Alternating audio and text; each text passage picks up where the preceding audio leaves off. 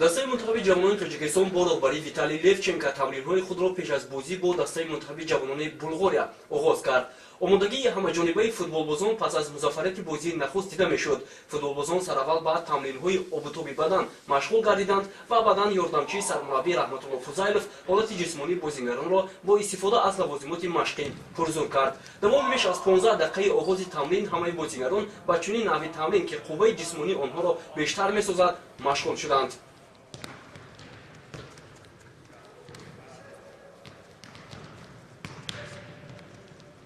амоншо саудатсайров мураббӣ дарвозабонҳо бошад, ду дарвозабони асосии даста Далер Азизов ва Ҳомидҷон Исоқовро омода мекард.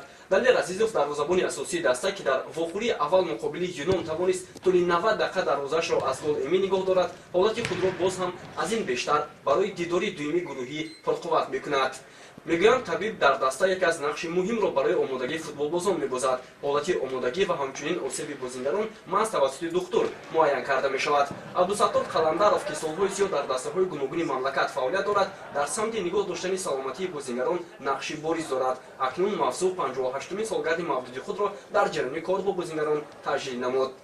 имрӯзҳо мо дар шаҳри санкт петербург барои ҷоми валентин гранатик иштирок дорем. аз дастаи мунтахаби ҷавонон мо шод гаштем дина ба бозии ҷумҳурии Гретсия ва хурсандиовар аст ки фардо ҳам иншоллоҳ натиҷаи хуб дастаи ҷавонони мо нишон медиҳанд. ба сардии ҳаво нигоҳ накарда дар ин ҷо саломатии ҳамаи бозигарони мо хуб аст ва мо боварӣ комил дорем ки аз ин ҷо сарбаланд ба ватан бармегардем. баъдан тамрини дастаи ҷавонони кишвар бо бозӣ намудан дар нави теннисбол сурат гирифт. гурӯҳи аввалро Виталий Левченко ва гурӯҳи дуюмро Раҳматулло Фузайлов тамрин доданд.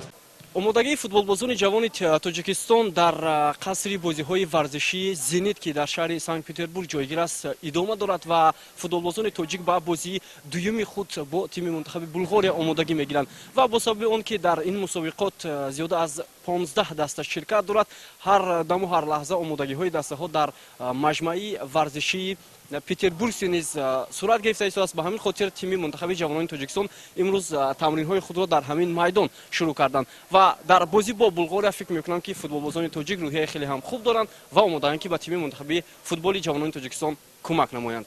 ҳамин тавр давоми беш аз 50 дақиқа бозигарон ба чанд навъи машқҳо фаро гирифта шуда аз ҷониби сетоди мураббиён ҳолати онҳо беҳтар карда шуд.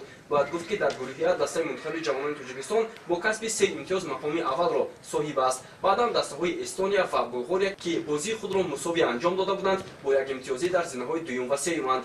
бозии навбатии дастаи мо 10 январ соати 14:15 бо вақти Петербург ва 16:15 бо вақти душанбе оғоз хоҳад шуд. бобо Холмуродзода махсус барои барномаи хабар аз шаҳри Санкт Петербург.